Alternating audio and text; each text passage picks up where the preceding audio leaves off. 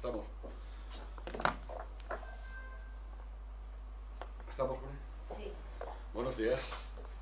Hoy, por cortesía de la editorial Tirant Lo Blanc, que es colaboradora de este seminario desde hace un tiempo, del cual tenemos aquí al director comercial, Miquel Martínez. Me has elevado de rango. Me has Bueno, elevado de rango. la gente es lo que pone, ¿no? Algo hay que poner ahora. Pues director comercial, y si es mucho, pues es algo que llegarás con seguridad. Tenemos a un conferenciante que además fue amigo y es amigo de Miquel Tirant desde la tierna infancia, que es fiscal adscrito al fiscal de sala, coordinador de extranjería del Tribunal Supremo, y se trata de Luis Lafont Nicuesa, que anteriormente a su actual cargo fue fiscal del Tribunal Superior de Justicia del País Vasco. Como autor de la editorial, que es Editorial Lo Blanc, ha escrito varios libros publicados en dicha editorial, como Extranjería, El delito de acoso moral en el trabajo y El derecho a una vida sin ruidos y saludes.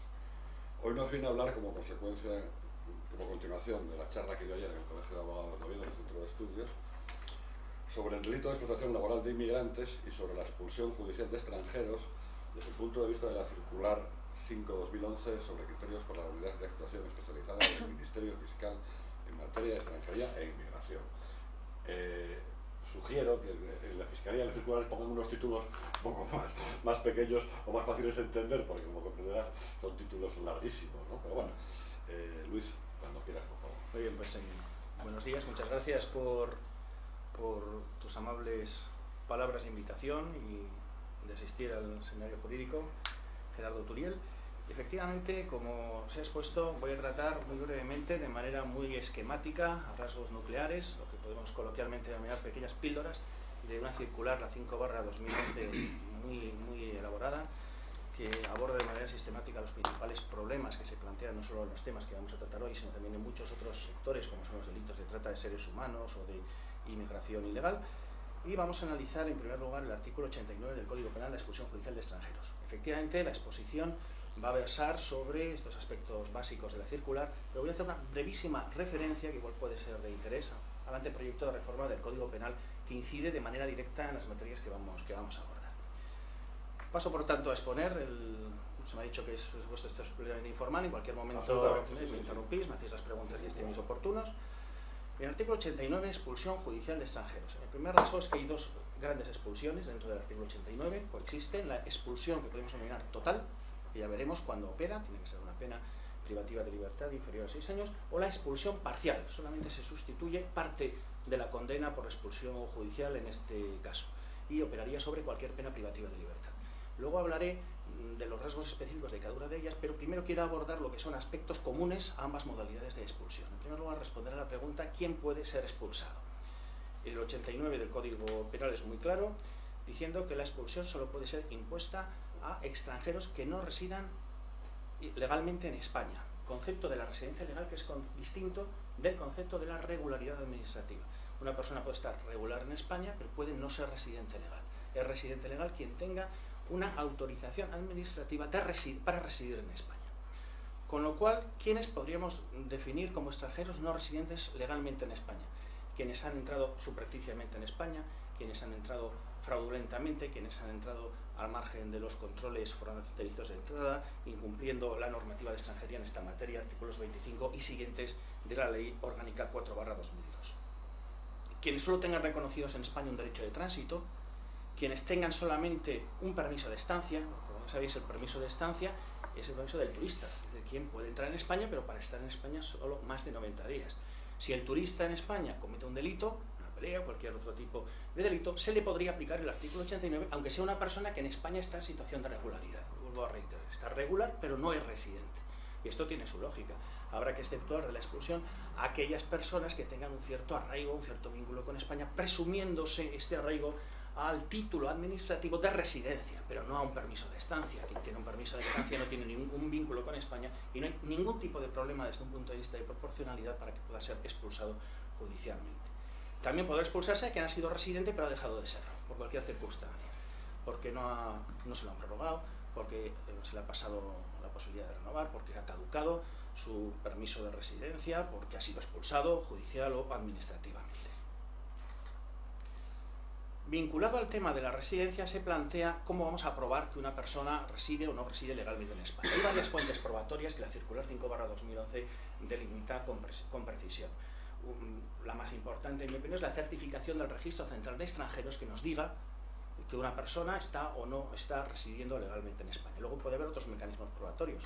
La declaración del extranjero. El extranjero puede reconocerme que no tiene un permiso de residencia en España.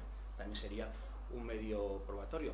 O el juzgado puede requerir al extranjero para que aporte el permiso de residencia y sin causa justificada el extranjero no lo aporta.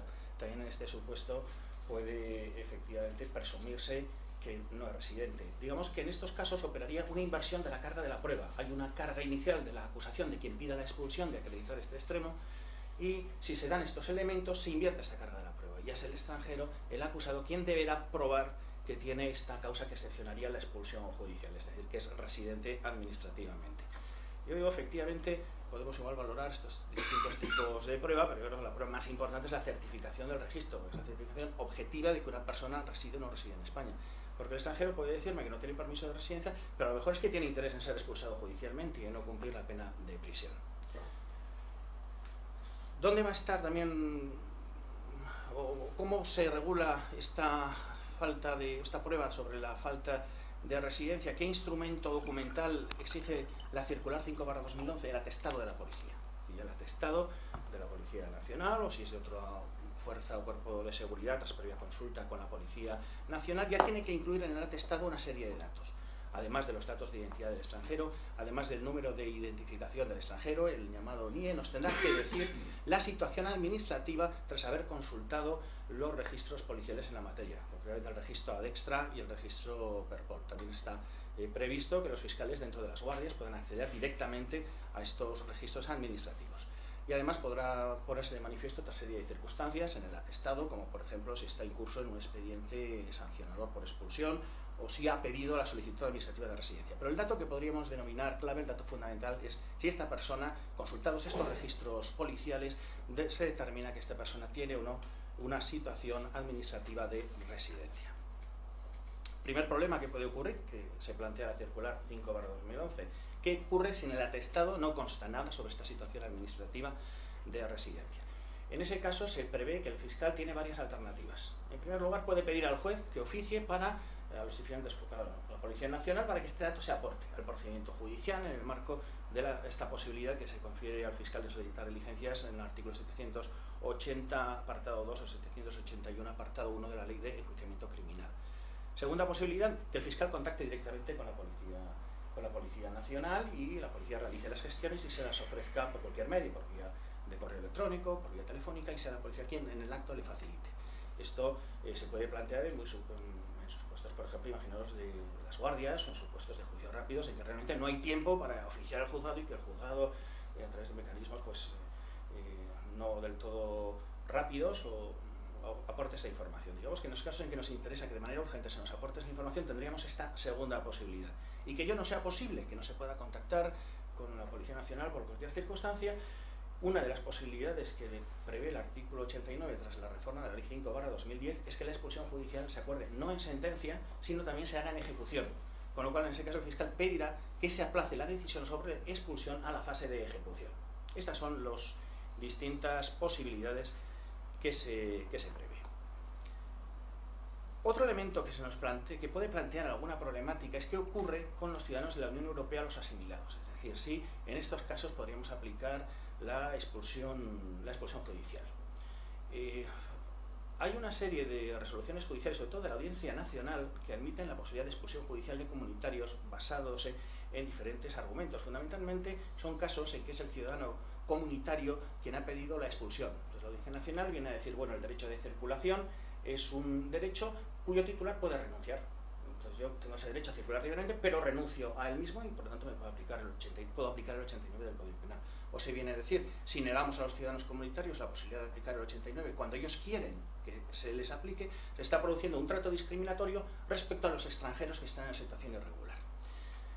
Bien, la circular 5/2011 establece que los ciudadanos comunitarios solamente pueden ser expulsados judicialmente de manera excepcional. ¿Cuándo pueden ser expulsados? Cuando haya una resolución administrativa firme de expulsión. Porque efectivamente los ciudadanos comunitarios pueden ser expulsados administrativamente cuando incurren en alguna de las causas, infracciones que regula el Real Decreto 240/2007.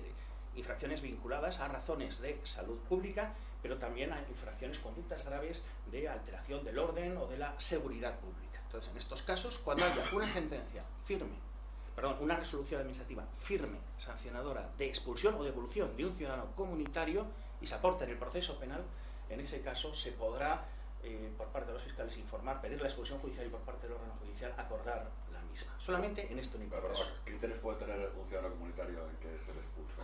No cumplir la pena de defensa. Ya. Yo tuve alguno, en el caso un portugués que estaba incluso preso aquí, y orden de expulsión iba a Portugal y no querían ni loco cumplir a Portugal. Entonces llevaría aparejada también la prohibición de volver a entrar al territorio Efectivamente, nacional, igual, 5 o por 10 los años que años, sea, efectivamente. Pero ahora, eso es un poco relativo, porque Sí, el no habiendo derecho. fronteras ni habiendo tantos Efectivamente. circular, la circulación es libre, con lo cual pues, esa expulsión es... No obstante, se suelen tomar medidas. En el país de origen, pues, se comunica a las autoridades policiales y del país de origen, en fin, una serie de medidas y se incluye una lista. Al territorio nacional, te pare la policía, tengas la más suerte que te pare la policía, se identifiquen y aparezcan los registros de la policía. Vale, pero mientras no te paren... Pero, Entiendo que es lo... pero Sí. lo habitual es que sea gente pues ya con un determinado perfil. Bueno, sí, Entonces, seguramente, claro. claro. De todas formas, la posición de la Fiscalía General es esta, es que solamente cuando ya hay una sanción administrativa firme de expulsión habrá que informar en estos casos a favor. De todas formas, hay que probar también la condición de ciudadano comunitario, que es algo que también a veces se suele olvidar y la circular incide, es decir, aporte usted un pasaporte, aporte usted una tarjeta de residente comunitario, y también hay que tener en cuenta que sea nacional comunitario, no residente comunitario, que también a veces suele plantear conflictos de ciudadanos de Guinea-Bissau, por ejemplo, de colonias portuguesas que alegan su condición de residente comunitario, pero no son nacionales, efectivamente.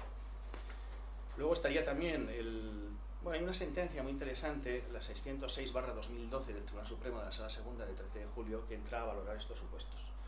Y dice que efectivamente, en el caso de un ciudadano rumano, dice que Rumanía, por haberse integrado en la Unión Europea a través de un tratado de adhesión, sus nacionales gozan en España de un derecho primario de circulación, de libre circulación y residencia, y queda excluido del ámbito de la normativa de extranjería, supuesto al que se vincula la aplicación de la expulsión judicial del artículo 89 del Código Penal. Se señala que el hecho de que un ciudadano comunitario no esté inscrito en el registro de ciudadanos comunitarios residentes en España es absolutamente irrelevante, porque esa inscripción registral tiene un carácter, como además cita expresamente la circular 5/2011, un carácter meramente formal, no material. Y además en este caso, por otro lado, sí que se encontraba inscrito el ciudadano rumano dentro del registro. Y por lo tanto viene a decir que los ciudadanos comunitarios no se les puede aplicar la expulsión judicial. Un régimen distinto es el de los familiares de los ciudadanos de la Unión Europea, en los cuales se les podrá aplicar el artículo 89 si no son residentes legales por no tener vigente una tarjeta de residencia que ya está regulada en la normativa administrativa, en concreto en el artículo 8 del Real Decreto 240/2007, con una excepción que pone de manifiesto la circular 5/2011, proyectando la doctrina del Tribunal de Justicia de la Unión Europea, la paternidad de un niño menor, por supuesto español, o de corta edad, de un niño que sea español, como he dicho, o que sea comunitario. En este caso, siempre que sea un vínculo no meramente formal, sino que exista unos requisitos de convivencia, dependencia, que sea una relación familiar normalizada, es decir, que realmente el acusado se haga cargo de ese niño comunitario. En estos casos se entiende que no cabría la aplicación del artículo 89 del Código Penal por arraigo familiar. Y con esto yo creo que doy por expuesto el tema de la residencia. Simplemente analizaría un último aspecto, es en qué momento hay que valorar esta situación de residencia, porque puede cambiar.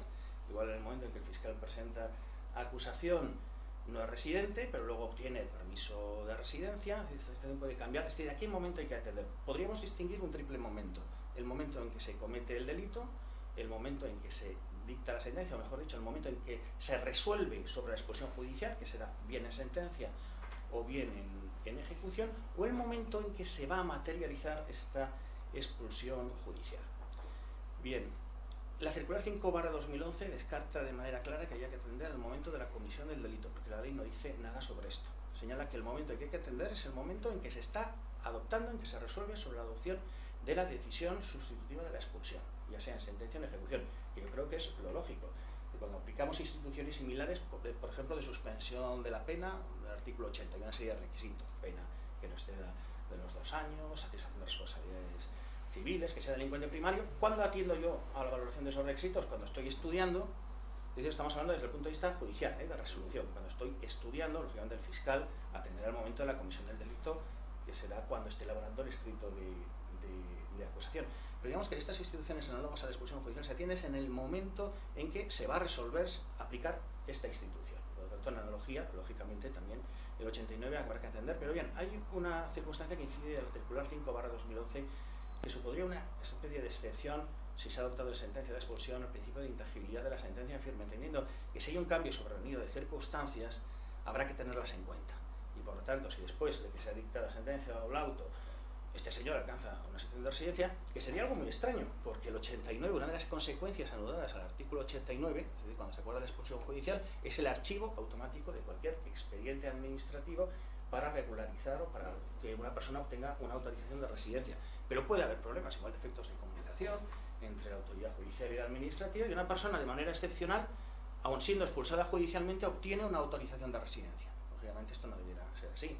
Estaréis conmigo en que si una persona ha sido expulsada judicialmente ya no debe tener opción a tener ningún tipo de autorización de residencia administrativa. Pero si ocurriera, la circular 5/2011 se muestra partidario de tener en cuenta, valorar este cambio de circunstancias posterior y dejar sin efecto la expulsión judicial. Ya pasaríamos al análisis. Descendiendo esto, lo que os he hablado es algo común a la sustitución total o parcial, y analizaríamos algo específico y una serie de problemas ligados a la sustitución total, que es qué penas podemos sustituir.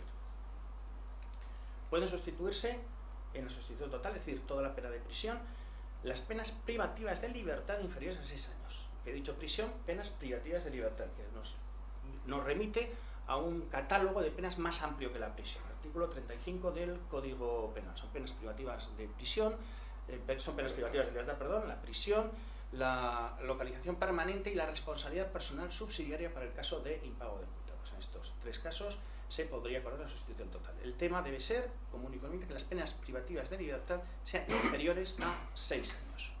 Primera pregunta que nos podemos plantear: ¿puede sustituirse las penas de prisión inferiores a 3 meses?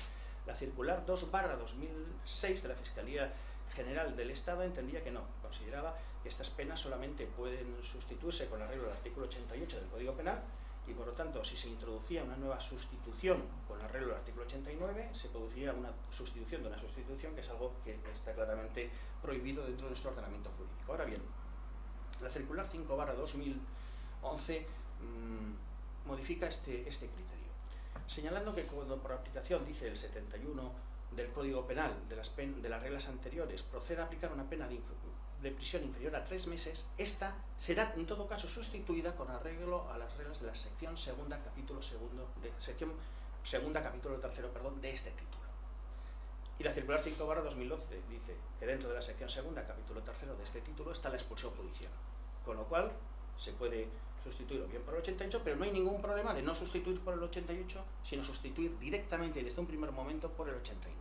Luego este problema queda resuelto. Siguiente problema que se plantea. Y en este caso, por una pena de menos de 3 meses, ¿lleva aparejada también la prohibición de entrada al territorio nacional de 5 a 10 años? Sí.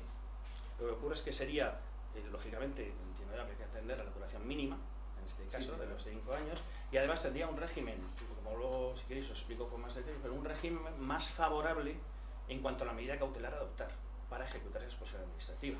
Es decir, si la disposición adicional 17ª de la Ley Orgánica del Poder Judicial dice que para asegurar la expulsión judicial del 89 hay que proceder a la ejecución originaria de la pena privativa de libertad por un plazo de 30 días, en este caso no se aplicaría, lógicamente. En este caso, como mucho, se aplicará un internamiento administrativo, que también prevé el artículo 89 como medida cautelar. Y sobre eso la circular 5/2011 es clara.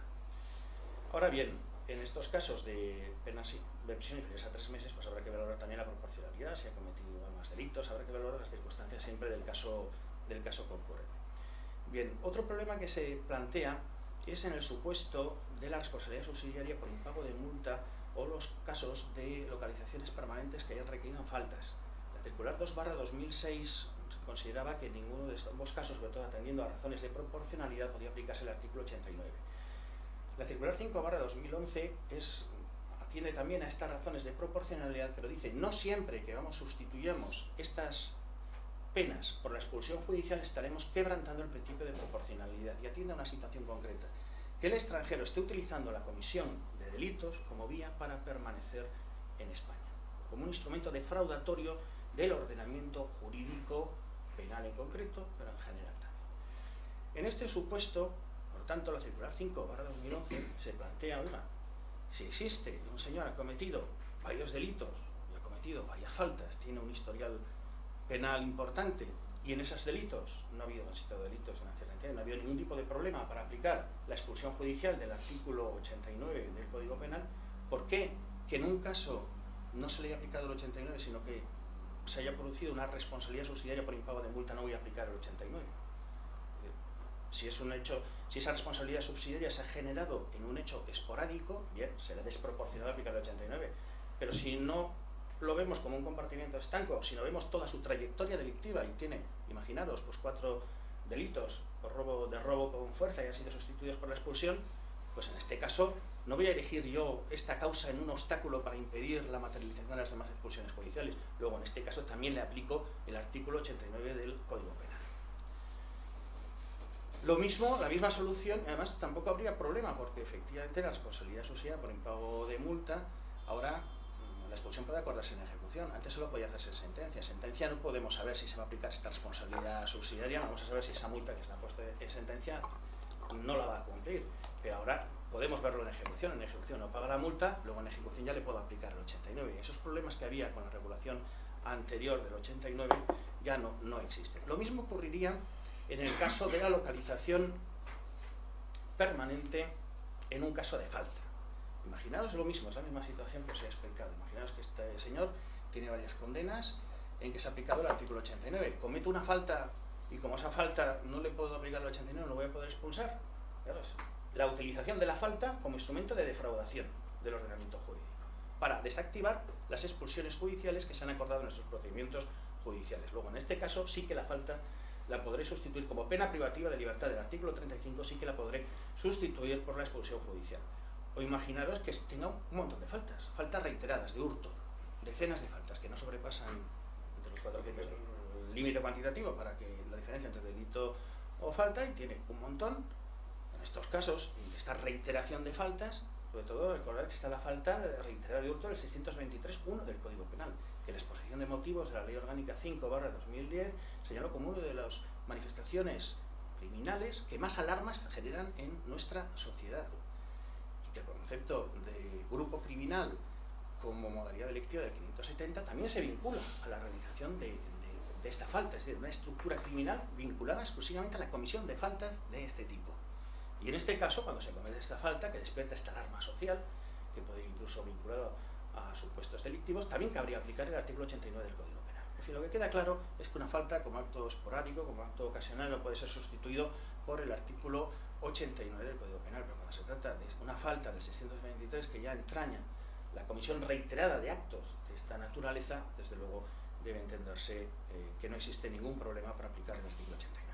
Otro problema que se puede plantear en la sustitución total. Pena inferior de 6 años. ¿Atendemos a la pena en abstracto, es decir, que establezca la ley, o atendemos a la pena en concreto? El 57.7, por ejemplo, de la Ley de Extranjería, que también establece para pedir las autorizaciones judiciales de expulsión en supuestos de expulsiones o devoluciones administrativas, de expulsiones administrativas, que también se establece un límite de 6 años, se establece una pena en abstracto. Es la pena que establezca la ley. Ahora bien, en este caso, como establece la circular 5/2011, habrá que atender a la pena en concreto, es decir, aquella pena que el tribunal aplique valorando las circunstancias atenuantes que se hayan podido aplicar, o valorando, o sin ningún tipo de circunstancia, la pena que haya considerado aplicar con arreglo a su prudente arbitrio.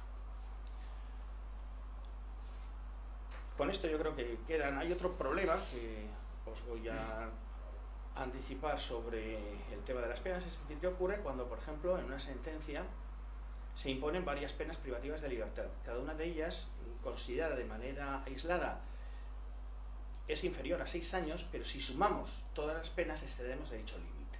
Imaginaros el caso que tenemos una sentencia con 3 delitos. Un primer delito por 2 años, un segundo por 2 años y un tercero por 2 años y 6 meses, por ejemplo, o 3 años. Pero atendiendo a cada pena individualmente considerada, no hay ningún problema para acudir al artículo 89 del Código Penal, que os recuerdo es pena privativa de libertad inferior a 6 años. Son 2 años, 2 años, 2 años y 6 meses. Ahora bien, si yo sumo las 3 ya tengo el problema. 2, 4, 6 años y 6 meses. ¿Qué ocurre? La circular 5/2011 entiende que se podrá aplicar claramente la expulsión judicial aunque la suma de las penas iguale o supere los 6 años. En definitiva, hay que atender a la pena individualmente considerada, que en mi opinión, no sé qué pensáis vosotros, pero yo creo que es la solución correcta. ¿Por qué? Imaginaros que tenéis 3 procedimientos judiciales, esos 3 robos con violencia, puede ser, que no se hayan juzgado en un único procedimiento, sino se han juzgado en 3 procedimientos y han dado lugar a 3 sentencias, nadie se plantea que no pueda sustituir cada sentencia por separado. Claro, pues porque por el hecho accidental y desde luego irrelevante a los efectos de decidir o no sobre la aplicación del artículo 89 del Código Penal, me voy a plantear este problema cuando caiga en una sola sentencia. Por otro lado, y también yo creo, claro, es un tema que puede parecer sencillo, pero hay, por ejemplo, jurisprudencia de la Sala Segunda contradictoria en esta materia, pues es un tema complicado y difícil de resolver. Pero yo también me pongo como referente siempre la suspensión del artículo 80 del Código Penal. Quiere decir que cuando en la suspensión del 80 también estoy condicionando la aplicación del instituto jurídico, en este caso la suspensión de los delincuentes primarios, a unos determinados límites cuantitativos por razón de la pena, en ese caso que la pena no supere los 6 años, cuando el legislador quiere que se sume, te lo dice expresamente. En el caso del artículo 80 del Código Penal establece como primer requisito, creo que recordar, del 81 primero del Código Penal, que la pena o la suma de las penas privativas de libertad no supere los 2 años. O, si quiere que sumes esas penas, lo dice de manera expresa. Incluso en el anteproyecto de reforma del Código Penal, en la suspensión parcial, también cuando quiere que se sume, es decir, penas privativas penas de prisión superiores a 3 años, habla también de que esas penas pueden ser por una o por la suma de varias, con lo cual también nos lo dice. Y si no nos lo ha dicho es porque no lo quiere, y por además de estas otras razones que os he comentado. Bien, yo creo que con esto doy un poco por terminar el tema de la pena. La expulsión del artículo 89 debe ser siempre motivada, se conceda o se deniegue. El tribunal debe motivar por qué la concede o por qué la deniega, con unos argumentos algo más detallados que si una persona es o no es residente. También la circular 5/2011 incide sobre este aspecto. La expulsión es la regla general, lo era antes de la reforma de la ley 5/2010 del artículo 89 y lo sigue siendo actualmente. Por lo tanto, los fiscales, la petición por parte del fiscal de la expulsión del territorio nacional será también lo ordinario, lo habitual, la regla general.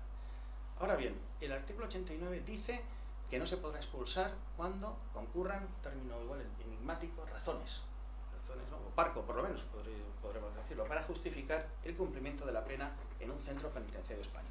Luego la circular 5/2011 empieza a analizar qué razones pueden ser estas, sobre todo basándose en la jurisprudencia ya consolidada de la Sala Segunda del Tribunal Supremo, que en la versión anterior del artículo 89, cuyo texto legal solamente prevía la no expulsión por razones vinculadas a la gravedad del delito, fue construyendo una serie de circunstancias, por ejemplo, personales, vinculadas a situaciones de arraigo, que también justificaban la no expulsión.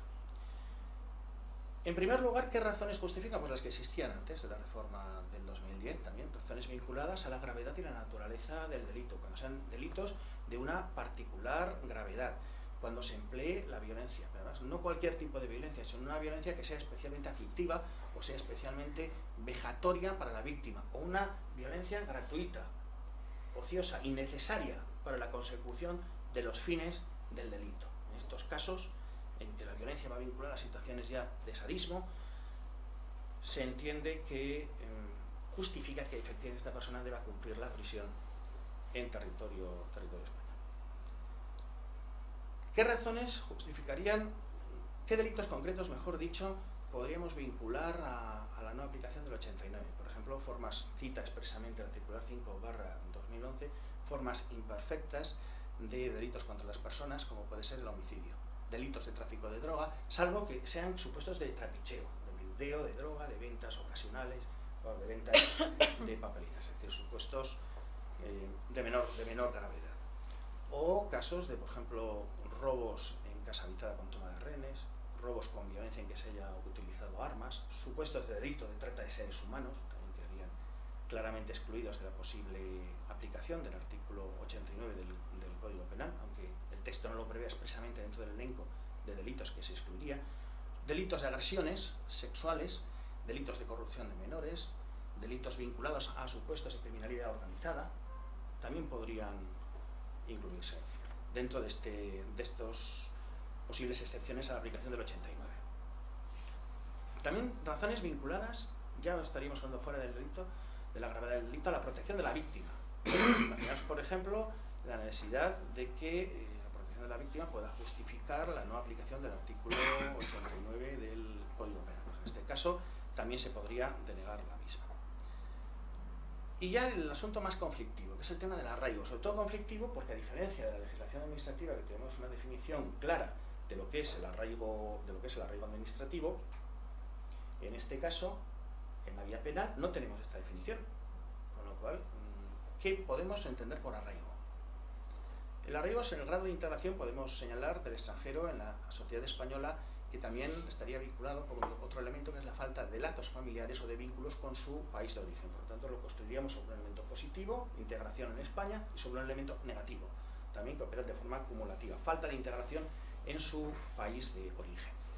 Nos encontraríamos a la hora de fijar el concepto igual con dos límites. En primer lugar, el límite administrativo, pues yo efectivamente puedo acudir a la jurisprudencia y a la normativa administrativa que me regula los supuestos de arraigo para fijar el límite por abajo dentro del arraigo penal. Es decir, hombre, porque yo el arraigo tendré que construir criterios más rigurosos para eludir la aplicación de un delito, para eludir la aplicación de la pena correspondiente a un delito.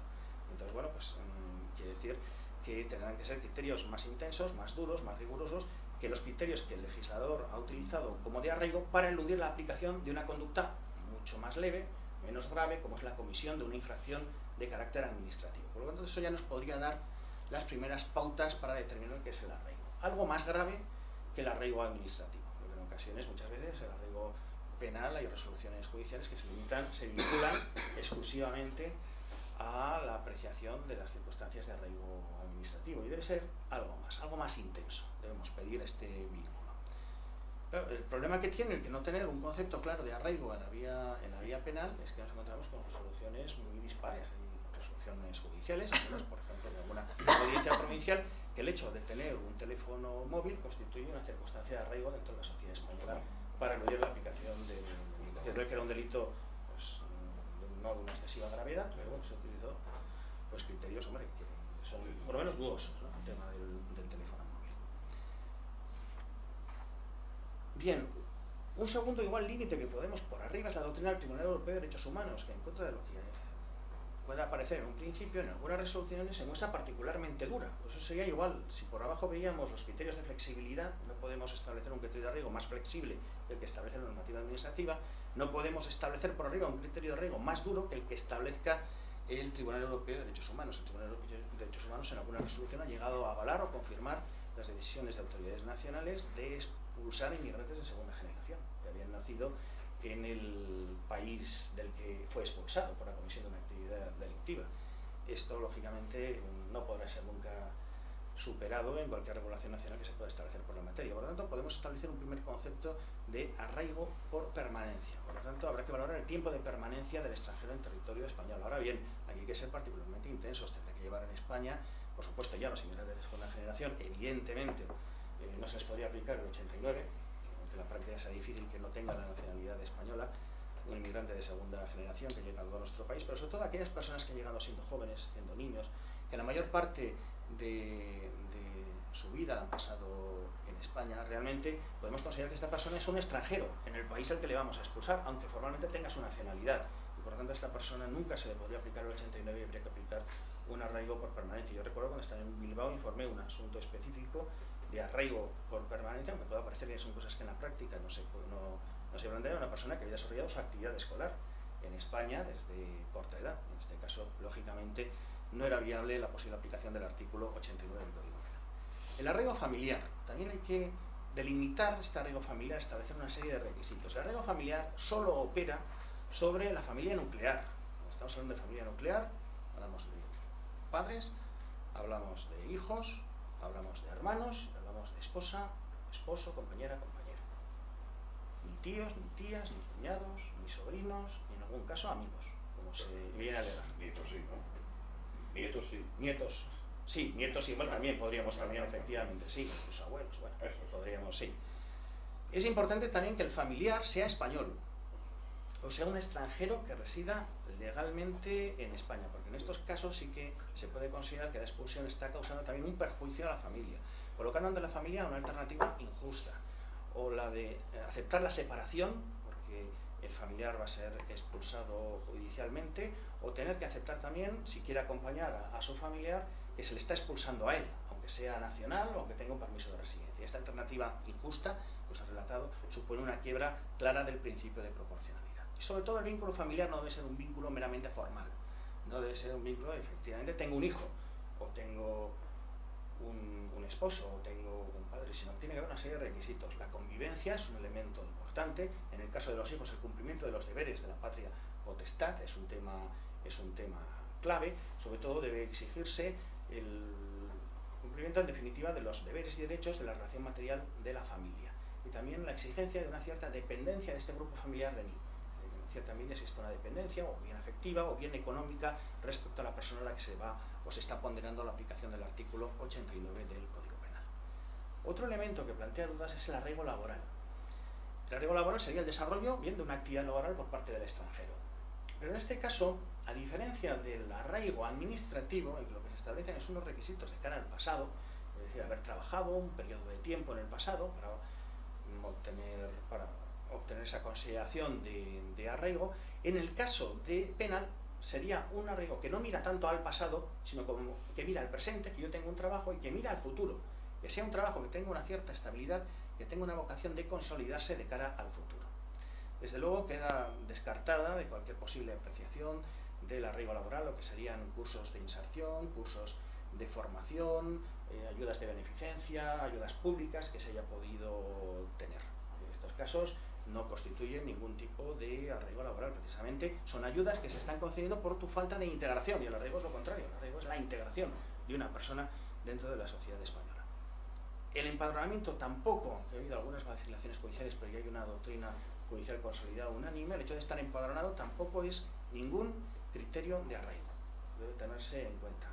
Un arraigo es una mera declaración de que yo vivo en un determinado sitio y no supone nada más. Efectivamente, igual a efectos de indicio del arraigo por permanencia, pues cuando yo me empadroné en una determinada fecha, pues puedo determinar que en esa fecha ya vivía en España. Igual podría ser un dato más, pero nada más. Luego, el artículo 89 tiene otro trámite fundamental, ya finalizaríamos lo que son las razones para no acordar la expulsión judicial, y pasaríamos al análisis de lo que sería un trámite muy importante, que es el trámite de la audiencia, dentro del artículo 89 del Código Penal. Es decir, este trámite de audiencia no lo preveía el artículo 89, la reforma del 25/2010, pero en la práctica fue un requisito que estableció el Tribunal Supremo en una serie de resoluciones judiciales. ¿Qué es el trámite de audiencia? El trámite de audiencia significa que nadie puede ser expulsado sin que al acusado o a su defensa se le hayan dado la posibilidad de alegar y probar aquellos hechos obstativos e impeditivos a la expulsión judicial. Eso es el arraigo. Por lo tanto, el arraigo no es ser oído, el arraigo no es que haya habido preguntas, el arraigo es que se te haya dado la posibilidad de ser escuchado. ¿Y cuándo se te da esa posibilidad? Cuando ya el Ministerio Fiscal, en el escrito de acusación provisional, ha pedido la expulsión judicial. En este caso ya se te está dando a ti como defensa, cuando lees el escrito de acusación, la posibilidad de rechazar esta petición del fiscal y buscar pruebas del arraigo del extranjero, buscar pruebas de que es residente legal, de que ha obtenido una residencia, cualquier otra circunstancia que pudiera, cualquier otra razón que diría la ley que pueda evitar la expulsión judicial. ¿Qué ocurre si se produce, entre comillas, una petición tardía de la expulsión judicial por parte del fiscal? Que no se produzca en el escrito de acusación provisional, sino se produzca en sede de conclusiones definitivas. En este caso, es decir, lo mismo que el apartado anterior, es decir, se me está dando la posibilidad de alegar y probar, pero claro, tendrá que darme un plazo, en el cual 788, 4, de recordar, del enjuiciamiento criminal, pedir cuando se produce un cambio en la calificación definitiva del Ministerio Fiscal, se le da un plazo de 10 días para aportar los elementos de prueba que estime conveniente. Pues se podría acudir a este precepto, a esta posibilidad, y en estos casos solicitar que se me dé ese plazo de 10 días y no esperar, por ejemplo, a ejecución, sino que se pueda ya pronunciar sobre el 89 en sede de sentencia. ¿Problema que se puede plantear? Imaginaos pues que el acusado decide voluntariamente no comparecer al juicio, y el juicio es de los que se puede celebrar por entidad de la pena en ausencia del acusado. En este caso, lógicamente, no se le van a hacer preguntas al acusado. ¿Se cumple o no se cumple en este caso el trámite de audiencia? El trámite de audiencia se cumple siempre que concurra una serie de requisitos. Primero, que el fiscal haya pedido la expulsión judicial en el escrito de calificación provisional, con lo cual el señor ya sabe que se le va a pedir la expulsión judicial, y si no quiere venir a juicio a defender su posición, es su problema. Y en segundo lugar, lógicamente, que haya sido citado a juicio. Dice la circular 5/2011 que si por alguna circunstancia existieran dudas sobre que el efectivo conocimiento por parte del acusado del escrito de acusación del Ministerio Fiscal, en este caso, como es una posibilidad que nos brinda el 89 de resolverse lo mismo en ejecución, en este caso pues podría justificarse el aplazamiento de la decisión sobre la expulsión judicial a sede de ejecución. Esta es una solución, no sé qué pensáis, pero primero es una solución correcta, porque lo otro es un instrumento de fraude, es dejar en manos del acusado, efectivamente su derecho a comparecer o no a juicio, pero dejar en manos suyas la aplicación o no de un instituto judicial como es el artículo 89 del Código Penal. Por lo tanto, en estos casos habrá que entender, siempre que se cumplan estos requisitos, que se ha producido de manera efectiva el requisito del trámite de audiencia. ¿En cómo se articula la petición de expulsión? En estos casos, si está acreditada la falta de residencia legal, el fiscal ya en el escrito de acusación va a pedir la expulsión judicial, va a pedir la aplicación del artículo 89 del Código Penal. ¿Cómo se va a articular esta petición de expulsión? En el punto primero del escrito de acusación deberá poner de manifiesto, aparte de una serie de datos, como la nacionalidad del extranjero, el número de identificación de extranjero, el famoso NIE, deberá poner de manera clara la situación administrativa de esta persona a través de estas fuentes probatorias que os señalaba con anterioridad del atestado, es decir, que esta persona no reside legalmente en España. Igualmente, en el punto quinto del escrito de acusación deberá pedir la expulsión judicial. De manera clara, de manera segura, sin ningún tipo de dudas, no podrá expulsarse, quizás se le pueda expulsar. La circular 5/2011 insiste claramente en que la petición de expulsión debe ser clara y directa. Igualmente, ya en el escrito de acusación hay que concretar la duración de la prohibición de expulsión. Ya hemos visto que teníamos un elenco entre 5 y 10 años, a diferencia de la expulsión antes de la reforma de la ley del 2010, que era un plazo único e inderogable de 10 años, y en este caso, además, la circular 5/2011 establece una pauta orientativa para los fiscales que pedirán entre 5 y 9 años en las penas de prisión hasta 6 años y 10 años en las penas privativas de libertad superior a este límite. Por supuesto, en el caso que anteriormente comentabas, de penas inferiores a 3 meses o en otros casos, pues la pena que se va a imponer, lógicamente, la medida de expulsión, la duración de la medida de expulsión que se va a imponer va a ser la mínima de 5 años. Igualmente, ya en el Ministerio Fiscal, en el escrito de acusación, debe especificar qué medida cautelar va a solicitar. Si va a solicitar, en caso de aplicarse el 89, el ingreso en prisión sobre la base de la disposición adicional de 17ª, o si por el contrario va a solicitar, le va a bastar con la simple ingreso en un centro de internamiento, con las garantías del internamiento hasta que se materialice la expulsión, que luego añadiremos algunas cosas respecto a las mismas. Esto que os he comentado, efectivamente, es una circular, va orientada a fijar pautas de actuación de los fiscales, pero también yo entiendo que es útil en el caso de los abogados, porque además algún tribunal lo ha dicho. Es decir, vamos a ver, usted ahora está pidiendo la expulsión del 89, pero usted cuando formuló el escrito de defensa no pidió la aplicación del 89 y nadie ha pedido la aplicación del 89. Entonces, efectivamente, si se quiere optar por la vía, porque se entiende que procede la aplicación del artículo 89, ya en el escrito de defensa sería interesante poner de manifiesto que en el caso de que la sentencia sea condenatoria y se acuerde la aplicación del artículo 89, no procede esta aplicación del 89 por las razones que sean, por arraigo, porque tenga residencia, porque sea comunitario, es decir, por aquello que se estime oportuno, pero ya adelantarlo en el escrito de defensa. También, ya volviendo a la circular 5/2011, se establece que si el fiscal considera que no procede la expulsión, en este caso también hay que ponerlo de manifiesto dentro del escrito de acusación. Es decir, en el punto primero se expondrán aquellas razones por las que no se va a expulsar, laboral, tiene trabajo en tal sitio, es un trabajo consolidado, con estabilidad en el futuro, tiene estos lazos familiares, se detalla, y verdad que ya es ponerlo en el punto primero, que no se pide la expulsión por esta razón. Y en el quinto ya anticipar que no se pide la expulsión, la aplicación del artículo 89 del Código Penal, sobre la base de estos hechos que hemos relatado en el punto primero del escrito de acusación.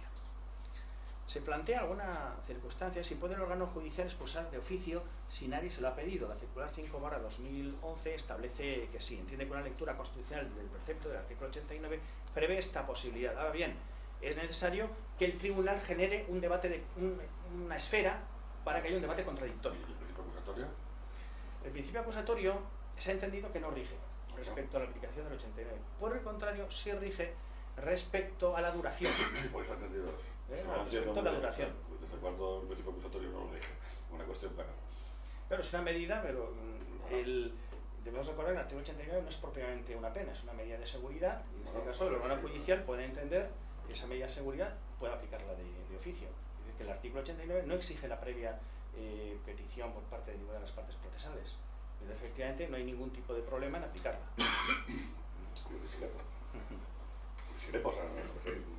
En un derecho sancionador, algo que puede ser, porque claro, puede ser una pena o puede ser incluso la salvación para el reo, ¿no? Para el acusado. Pero bueno, si el acusado lo considera como una pena, debería el principio acusatorio. Evidentemente la naturaleza de la expulsión opera de una forma que podríamos denominar esquizofrénica, ¿no? Es decir, puede ser una pena, puede ser un beneficio. Pero pues le preguntaría al acusado, oiga, ¿usted quiere que lo expulsen o no? Si no quiere que lo expulsen, es una pena. En consecuencia haría falta, a mi modo de ver, que hubiera principio acusatorio. Ya. Si el acusado a eso dice, no, yo quiero que me echen, entonces no hay nada que discutir. Pues vamos, la doctrina es esta. Porque cambia, ¿no? Es esta, y además también se entiende, claro, que tampoco, por ejemplo, si yo, por ejemplo, llego a un acuerdo contigo sobre la aplicación del artículo 89 del Código Penal, ahí no hay problema. El tribunal no le vincula tampoco. Esto también... Si hagamos acuerdo no hay problema. Sí. Pero claro, si para mí acusado que me echen del país es una pena, ¿verdad? El juez no debe tomar eso sin que nadie la pida. Entiendo, ¿eh? Sí, sí. No, yo pues la verdad es que no lo veo... Sí, no queda tu opinión, sí, vamos. Es decir, ahora mismo la doctrina es otra y bueno, pues tampoco me parece mal siempre que se respeten las garantías del 89. Quiere decir que siempre que efectivamente se haga un estudio detallado de las circunstancias personales del acusado. Entonces, si el tribunal genera por su propia iniciativa ese debate contradictorio, yo no veo problema. Es decir, pues pregunta a las partes pues, cuál es su posición sobre el tema y luego indaga sobre las circunstancias personales del acusado y se respetan, yo no veo este problema. Les digo, desde luego, la expulsión no se integra dentro del principio acusatorio, salvo en la duración. Que ahí sí que se entiende, por determinadas resoluciones judiciales, que ya el tribunal no puede sobrepasar los años que pida el fiscal, o en su caso la defensa, que promueva la aplicación del artículo 89 del Código Penal. Y si os parece, podemos analizar un poco las medidas cautelares. Pueden acordarse, una vez acordada la expulsión, ya os han anticipado, que son dos. O bien el ingreso en prisión, por la vía de la disposición adicional 17ª de la Ley Orgánica del Poder Judicial. Vaya sitio para regular algo tan importante, es algo de Rondón, que se colocó en 2003, totalmente separado del 89, algo tan importante como es las medidas cautelar para asegurar que el penado está a disposición de la autoridad gobernativa cuando se va a materializar la expulsión.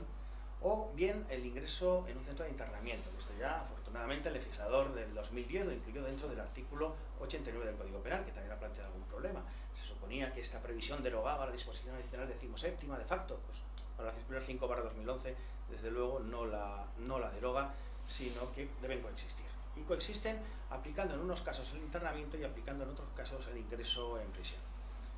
¿Cuándo se debe optar por una otra opción? El ingreso en un centro de internamiento se producirá en estos supuestos que hablábamos, penas de prisión inferiores a 3 meses, supuestos de responsabilidad social por impago de multa, por localización permanente, impuestas en faltas. Estos casos que de ordinario no tienen determinado el ingreso en prisión van a ser los que justifiquen el ingreso en un CIE. Y en general, ponderando todas aquellas circunstancias que de manera ordinaria habrían determinado que el extranjero, en caso de ejecutarse la pena en España, hubiera podido acceder a fórmulas ordinarias de suspensión de la pena, del artículo 80, del 87, o a fórmulas de sustitución de la pena, por ejemplo, del artículo 88.1 del Código Penal. Es decir, se hubiera podido acceder, si estamos hablando de un delito primario, de un delito que no esté de los 2 años de privación de libertad, pues en estos casos, si este señor no hubiera entrado en prisión, pues efectivamente habrá que optar por el ingreso en UCI. Es importante señalar que estas son las 2 únicas posibles medidas cautelares que existen. La circular 2/2006, por ejemplo, prevía otra posibilidad, como era la salida voluntaria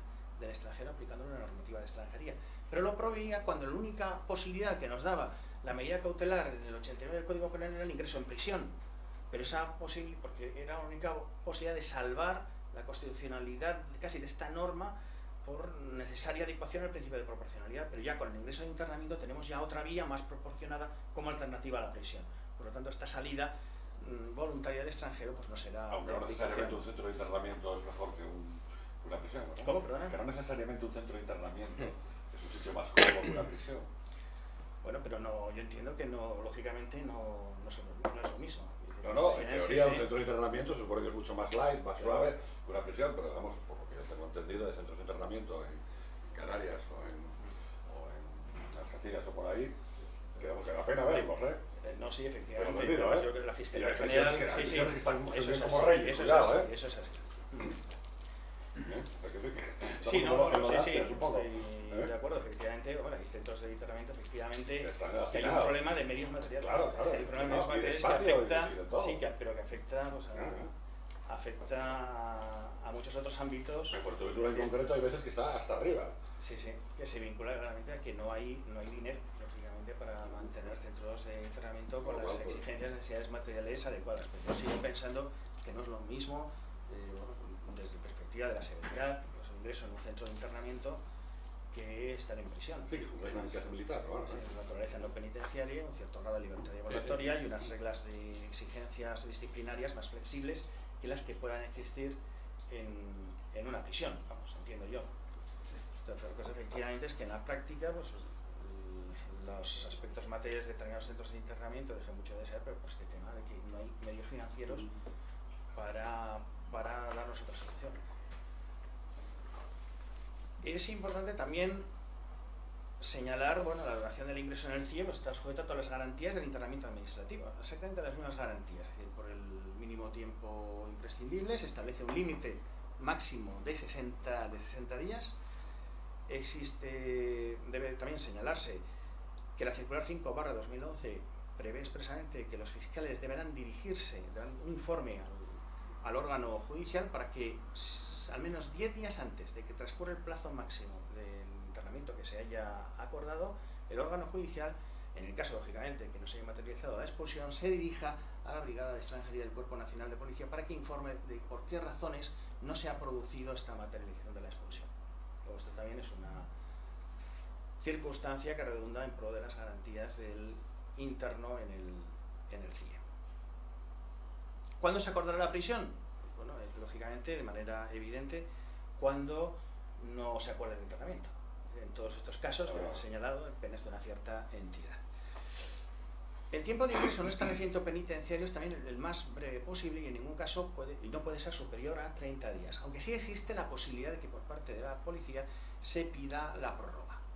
En este caso habrá que ver la prórroga, habrá que aportar una cosa justificada de por qué no se ha podido expulsar. Se tendrá asimismo a decir que estamos ante un obstáculo, pero que ese obstáculo va a poder resolverse en un plazo más o menos breve, habrá que aportar un término cierto para decir, este problema lo podemos documentar, pero en una semana o como mucho en 9 días lo vamos a poder documentar y ya se va a poder materializar la expulsión administrativa y en ese caso se podrá conceder una prórroga.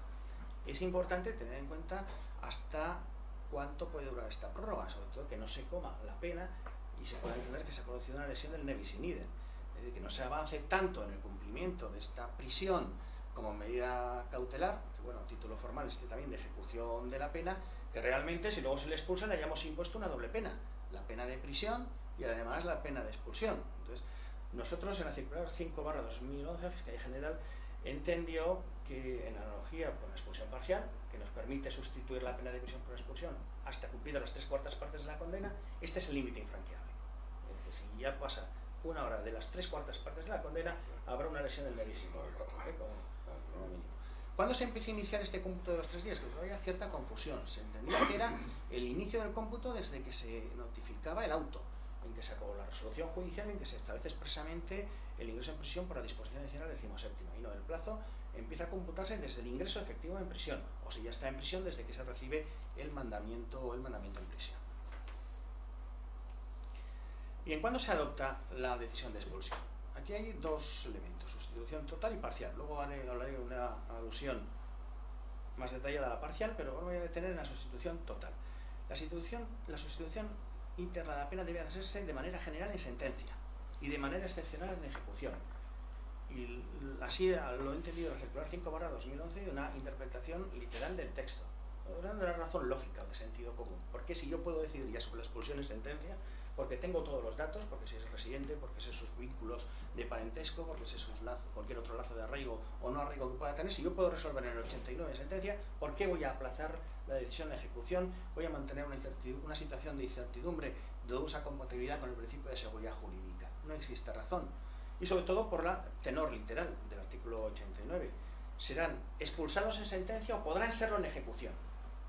Luego yo entiendo que hay que expulsar en sentencia y si por alguna causa no se puede expulsar en sentencia, podrá aplazarse la decisión de expulsión a sede de ejecución, que es distinto de la forma en que se redacta esta posibilidad en otros institutos.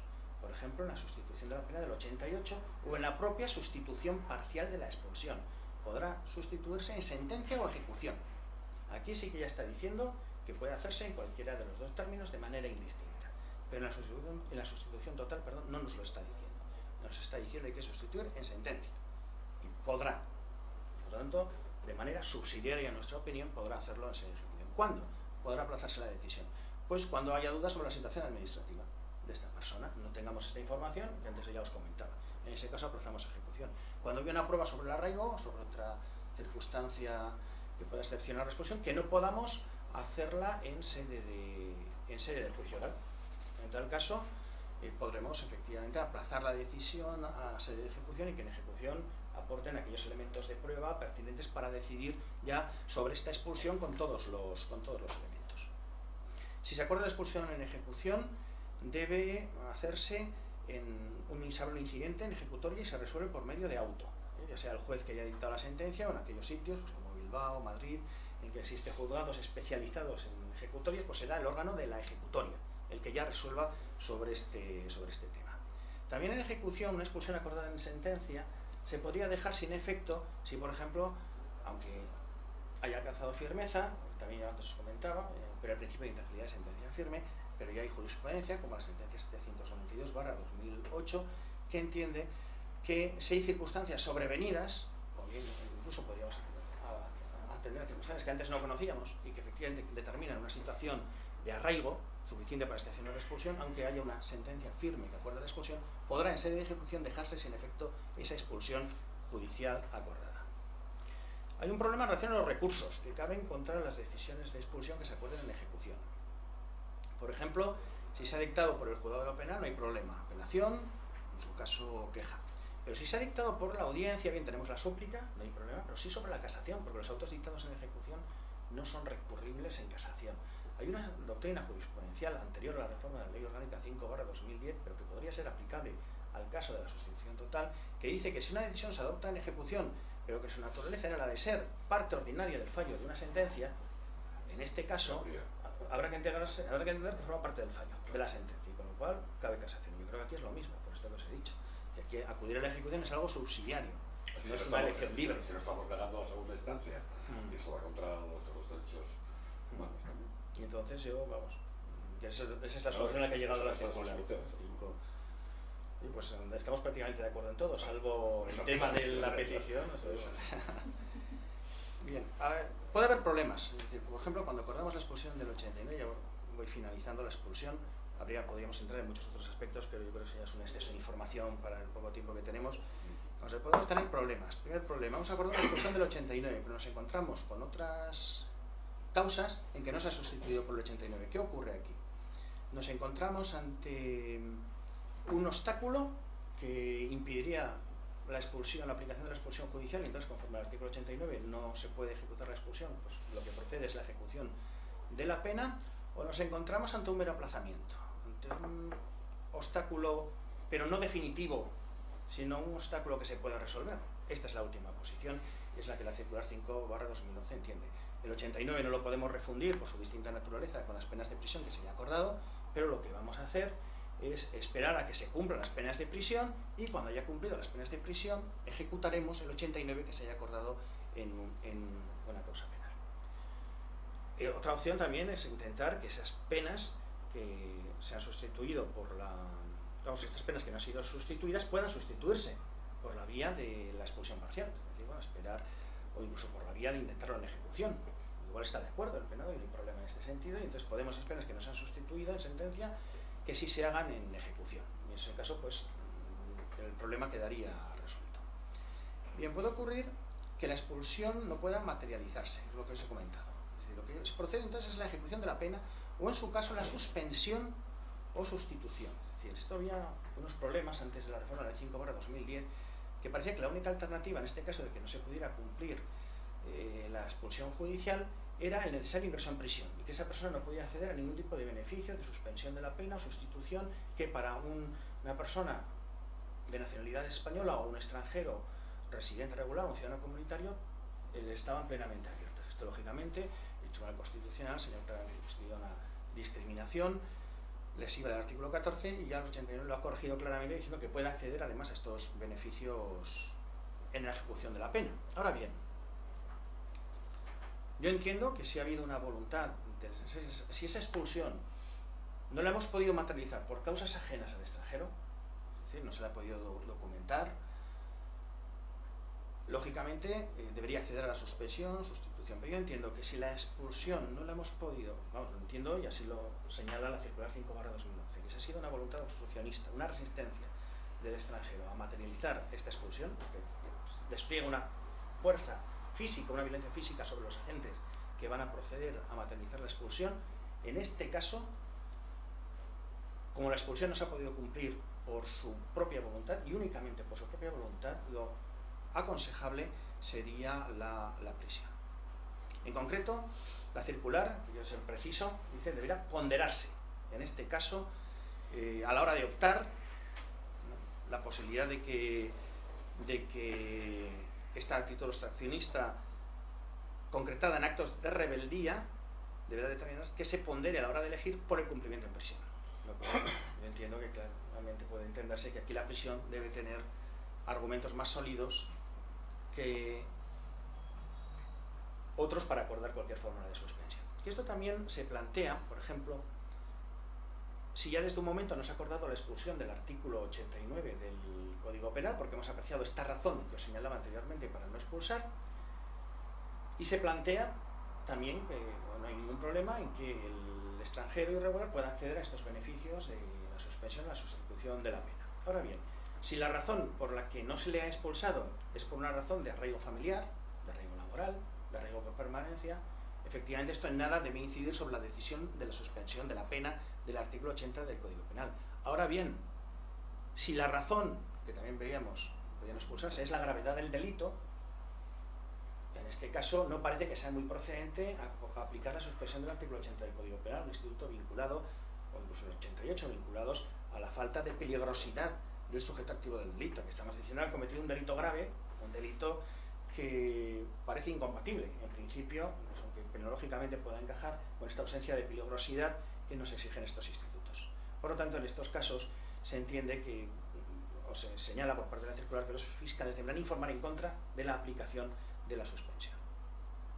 Ya pasaría al análisis muy brevemente de algunos aspectos de la expulsión parcial, como sustitutivo del último trecho de la condena. Dos elementos: que el condenado haya sido clasificado en tercer grado o tenga cumplidas las terceras cuartas partes de la condena, con lo cual la duración de la expulsión parcial es por el trecho de pena que resta hasta su cumplimiento, desde que haya alcanzado el tercer grado, o bien, si es cuando ha alcanzado las tres cuartas partes de la condena, la última cuarta parte de la condena. ¿Qué pena puede sustituirse? A diferencia de la sustitución total, recordar, penas privativas de libertad inferiores a 6 años, aquí es cualquier pena privativa de libertad, cualquiera. Debe entenderse que estamos hablando a otros supuestos distintos, vamos a decir que es una figura sobre todo reservada a delitos graves, entiendo, y que fuera de estos delitos graves una sustitución parcial de una pena privativa de libertad inferior a 3 meses no tiene un excesivo sentido, que cumpla un mes y le den tercer grado y se suspenda. Es una figura prevista sobre todo para delitos graves. Es importante señalar que esta expulsión solamente la puede pedir el Ministerio Fiscal. Hay un monopolio entre el Ministerio Fiscal, además confirmada por el Tribunal Constitucional, y ninguna otra parte acusadora puede pedir la expulsión en este caso. A diferencia también... ¿Por qué? Bueno, es una opción que ha seguido el legislador. El legislador puede configurar la posibilidad de actuación de las instituciones. Sí, desactúa. Y se entiende que el Ministerio Fiscal actúa bajo un sesgo, un principio de imparcialidad. No, que en este caso... que bueno, que porque la acusación, haz la referenda, ¿no? Que porque la acusación particular no puede, como representante que es de la víctima, pedir o no la expulsión de... Claro, esto que efectivamente es un problema igual conceptual, pero bueno, en la práctica tampoco se suele plantear excesivamente. En este caso, ¿qué ocurre? Pues el acusado va al interno, y el interno formula ante prisión una petición de suspensión parcial, prisiones con un informe que señala que esta persona está cerca del tercer grado, señala que falta un último cuarto de la pena, o sea, señala que va a cumplir en breve las 3/4 partes de la condena, es decir, estos requisitos se cumplen y además que no hay un obstáculo penitenciario para correr la expulsión, lo transmite al fiscal. Y entonces el fiscal ya pide del tribunal la aplicación de la expulsión parcial. Digamos que es un problema igual que en la práctica, además también lo analiza en ese sentido la circular 5/2011, igual se plantea menos. ¿En qué momento cabe pedir la expulsión por el fiscal? Había una doctrina de la Sala Segunda anterior a la reforma de la ley de /2010, dice, no tiene sentido que resolvamos en sentencia, sino que hay que resolver en ejecución. ¿Por qué? Porque la persona a la que le vamos a aplicar el instituto del 89, una vez cumplidas las 3/4 partes de la condena, una vez avanzado el cumplimiento de la condena, puede ser una persona distinta en sus circunstancias que aquella que existía en el momento en que se aplicó, en el momento en que se dictó la sentencia. Con lo cual debe necesariamente resolverse en ejecución. Bien, la circular 5/2011 entiende que si ya tenemos clara pues, su situación subjetiva, objetiva, en el momento en que estamos haciendo el escrito de calificación, nosotros vamos a pedir en el escrito de acusación ya la expulsión parcial, en este supuesto. Ahora bien, en ejecución también podríamos hacerlo, en este caso que os he comentado, es decir, que el interno lo pida, o bien que descubramos circunstancias que no conocíamos anteriormente, o incluso circunstancias sobrevenidas que se haya generado un arraigo. Igual es difícil, porque en un cumplimiento efectivo de prisión generar situaciones de arraigo es algo complicado. No las descarto, pero bueno, en la práctica puede ser igual difícil. ¿Cuándo puede denegar el órgano judicial la expulsión parcial? Audiencia del Ministerio Fiscal, audiencia motivada, aquí solo la audiencia del fiscal, aunque en la práctica es una audiencia universal, o sea, lógicamente se audiencia a todos. Y además se aprecian razones que justifiquen el cumplimiento de la pena, lo mismo que en la sustitución total.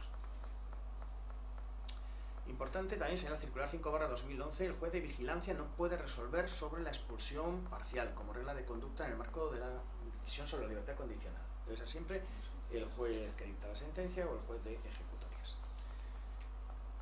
Y ya voy a terminar exclusivamente hablando del quebrantamiento de la expulsión, que esto también cambia en la actual regulación del 89 respecto a la situación anterior al 2010. Antes siempre procedía nuevamente la expulsión, la devolución a frontera, o nuevamente se volvía a cumplir la prisión. Ahora esto cambia, 89 párrafo 4 del Código Penal, si la persona es aprehendida en frontera, la persona que ha sido expulsada se le intercepta en el momento en que está entrando en territorio español, en ese caso sí procederá nuevamente pues, la devolución y el cumplimiento de cero de la expulsión de 10 años, que eso también ha planteado muchos problemas, desde cero, es decir, que haya cumplido, pues imaginaros es una expulsión por ante 6 años, pues ha cumplido 5 años y 10 meses, frontera, se le expulsaría y empezaría de ceros, es decir, volvería a cumplir nuevamente la expulsión de 6 años, que esto ha planteado muchos problemas ya en los debates parlamentarios, por supuesto por parte de la doctrina, diciendo que esto es una clara lesión del principio de nevis in idem.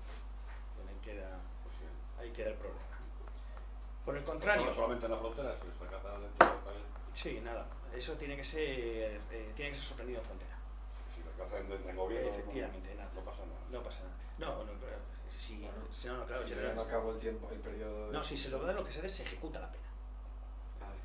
Cumple lo que le queda. Efectivamente. Cumple lo que le queda. Bueno, se le queda porque es que se da todo porque normalmente no habrá cumplido nada. Salvo que por la vía de la disposición adicional 17ª ya está un tiempo en prisión. Se me ha olvidado comentar, antes también es importante, hay una sentencia del Tribunal Constitucional muy interesante en el tema de la prisión provisional. Veíamos las medidas cautelares, veíamos que era o el internamiento o la prisión, pero lo que no cabe nunca es prorrogar la prisión provisional, porque la prisión provisional está prevista como medida cautelar para las penas privativas de libertad. Y la expulsión como tal pues no está previsto en este supuesto. Entonces, por un tema de legalidad, se consideró que quebrantaba los derechos constitucionales del acusado. Luego, si queréis, os doy la referencia de la sentencia. Pero bueno, entonces esta sería la doble alternativa. Lógicamente no se aplica de manera retroactiva porque es más perjudicial para el acusado, y entonces se aplica simplemente a los hechos posteriores a la entrada en vigor de la Ley 5/2010. Una duda que se planteaba siempre es si en este caso además se aplicaría el 468, un delito de quebrantamiento de condena. Se entiende que no. Se entiende que no existe esta posibilidad. Porque ya... Pero si lo cogen en frontera es como si tuviera el delito de quebrantamiento de condena, claro, y además lo condenarán sin sentencia. Claro, sí. Entonces, en este caso se ha entendido que ya el 89 lo que te está diseñando es un régimen sancionador específico. Entonces no hay que acudir a otros preceptos. El 468 queda fuera. Pero precisamente una de las críticas que se establecía en el anterior sistema, por parte además de determinadas sentencias, era entender que, claro, como se te devolvía, no se podía aplicar el 468. Antes de la reforma del 2010, la única posibilidad era que te devolvieran y volver nuevamente a cumplir el periodo de expulsión. Y yo con esto ya daría por finalizado lo que es la situación actual. Simplemente deciros que hay una serie de delitos excluidos de la aplicación del 89, el delito de explotación laboral, el 312, el de inmigración ilegal, del 318 bis, no por contra el delito de trata de seres humanos, que no está expresamente incluido, aunque como os he señalado, esa sería, entendemos, una de las razones por la gravedad del delito que justificaría la no aplicación del artículo 89.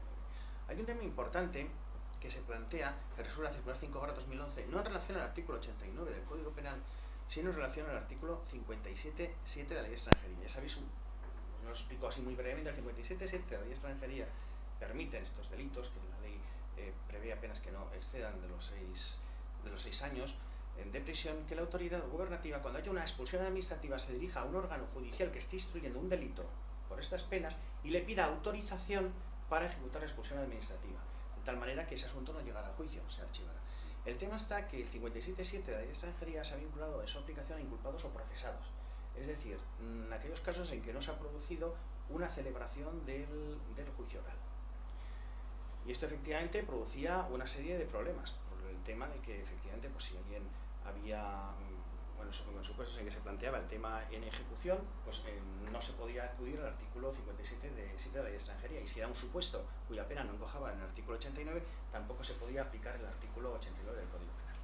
Luego, en casos en que se trate de juicios de faltas, penas no privativas de libertad como multas o trabajos en beneficio de la comunidad, es decir, supuestos en que no es aplicable el artículo 89 del Código Penal, porque no estamos ante penas privativas de libertad, sí que se podrá aplicar el 57.7 de la Ley de Extranjería, dice la circular. Y entonces se podrá dar autorización para que se produzca una expulsión administrativa, bajo la fórmula no tanto de autorización por la mecánica del 57.7 de la Ley de Extranjería, que como ya hemos visto debe cesar en el acto del juicio y no sería aplicable en ejecución, sino por la vía de entender que no existe obstáculo procesal, que no existe nada que lo impida realmente. No hay una autorización expresa, pero nada lo impide. Y son pequeñas multas, son trabajos en beneficio de comunidad, son penas de muy escasa entidad, y que realmente el interés prioritario es que la expulsión administrativa se aplique. En definitiva, la expulsión administrativa cubrirá siempre, la efectividad de la expulsión administrativa deberá ser efectiva siempre que no opere el artículo 89 del Código Penal.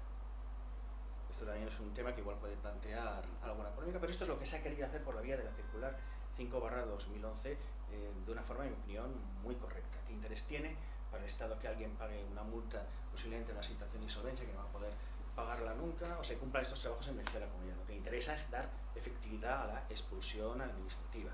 ¿Qué sentido tiene que yo pueda autorizar la expulsión administrativa en sede de juicio y no pueda autorizarla una vez que se ha dictado sentencia? Luego se ha buscado esta mecánica, esta solución por parte de la circular, para que, por razones de pura lógica y sentido común, estas personas puedan ser expulsadas administrativamente y el proceso penal no se configure como un valladar infranqueable para su aplicación. Y con esto yo daría por terminado, simplemente igual añadir 2 pinceladas sobre el anteproyecto de reforma del Código Penal, si os parece, de las penas de prisión por favor. de más de un año, a ver qué os parece, de las penas de prisión, claro, con todas las cautelas, estamos en una fase muy embrionaria, un anteproyecto, esto se cambia. La verdad es que en materia de 89, así como en otros delitos, pues ya veremos los delitos, como vimos ayer, el 318 bis, no se producen problemas, pero en este caso sí que es, podemos hablar casi de una revolución en su contenido. Por ejemplo, las penas de prisión de más de un año impuestas a un ciudadano extranjero serán sustituidas prevalencia del penado. Es decir, en estos casos opera la sustitución total. Penas de prisión de más de un año.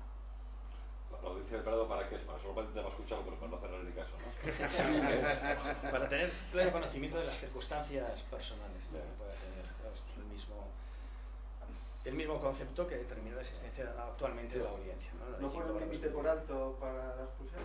No, pero es que aquí el problema está que esta audiencia no se prevé en la sustitución parcial, lo cual también genera un problema. Entonces se ponen penas de prisión de más de un año y por alto no está previsto. Y en la sustitución parcial, que aquí viene, debe ser penas de más de 3 años. Que aquí sí que establece que ese límite de los 3 años lo podemos hacer con una pena o sumando varias penas. Y en este caso, pues ya hemos visto que en la sustitución parcial hay unos límites, ¿no? Desde el punto de vista tercer grado, 3/4 partes de la condena. Pero aquí ya no se establece, aquí hay una cierta discrecionalidad judicial. El juez debe valorar 2 elementos. ¿Qué parte de la pena de prisión debe cumplirse para valorar que se ha restablecido la confianza de la sociedad en la norma? Y luego el otro concepto, y se ha defendido el orden jurídico. Pues valorando eso, decidirá qué parte, qué límite se va a cumplir. Y aquí hay un primer problema, no bis in idem, ¿verdad? Habrá que establecer un límite en algún sitio, ¿no? Bueno, os he comentado. Es decir, una pena de 3 años, teóricamente, bajo esta referencia textual, podría cumplir el 99% de la condena y aplicar luego la expulsión. No establece ningún tipo de límite por razón de la pena. Aquí yo ya veo un primer problema. Pero sobre todo hay un tema que llama mucho la atención, que se bajo el anteproyecto, se puede expulsar a todos, extranjeros, residentes, no residentes y también a los comunitarios. No existe absolutamente ningún problema, porque habla de... Pero eso no va contra el Tratado de la Unión Europea. Eso, entiendo que esta expulsión generalizada puede plantear problemas. Sí, claro, habla ciudadano... Yo creo que sí, que se lo fue la olla al ministro. Ciudadano extranjero. Nosotros lo tenemos... Bueno, yo no estoy conforme. Lo hemos declarado persona non grata en la agrupación de abogados jóvenes de Oviedo. Que se lo ocurra abrir por aquí. Eso. Entonces, hombre, es un tema que tenemos problemas. Es decir, que estamos ante una fase muy embrionaria. Hay un informe del Consejo Fiscal, va a haber un informe del Consejo General del Poder Judicial, un informe del Consejo de Estado que va a matizar. Estamos ante un borrador inicial y estos comentarios no tienen más trascendencia de un borrador inicial y poner de manera coloquial algunos problemas que pueden resolver, ¿no? Sin mayores problemas. Y sobre todo, mira, solamente se pueden sustituir las penas de prisión. No otra pena privativa de libertad, el proyecto habla prisión exclusivamente. Luego las penas sustituibles pues ya las hemos visto. Las penas inferiores o iguales a un año de prisión no se podrían sustituir salvo que sumadas con otras superen el límite de los 3 años. En este caso la única opción es el cumplimiento o bien en prisión o bien el acceso a las fórmulas de sustitución. La expulsión judicial del 89 queda vedada. 89 que lo han colocado dentro del 88, el proyecto de reforma del Código Penal. La audiencia es lo que os comentaba antes, solamente se prevé para la sustitución total, pero para la parcial no está prevista, sin razón alguna desde un punto de vista política legislativa que pueda justificarlo. Tampoco sabemos en qué momento procesal se sustituye, en sentencia o en ejecución. El anteproyecto no lo dice.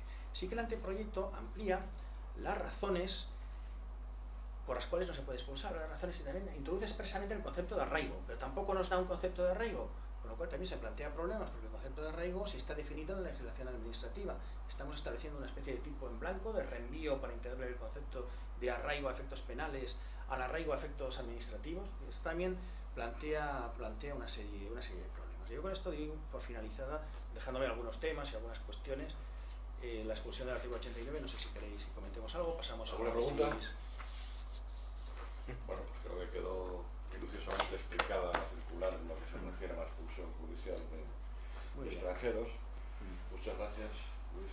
Lo único, el tema de la expulsión, perdón, de la explotación laboral, si queréis os comente alguna cosa, por el tiempo. Por el tiempo mejor lo dejamos, creo que el tema era suficientemente interesante y quedó muy bien. Es que el 89 sí nos hemos quedado un poco en la superficie, claro. Hemos hecho un barniz de los problemas más importantes. Bastante claro.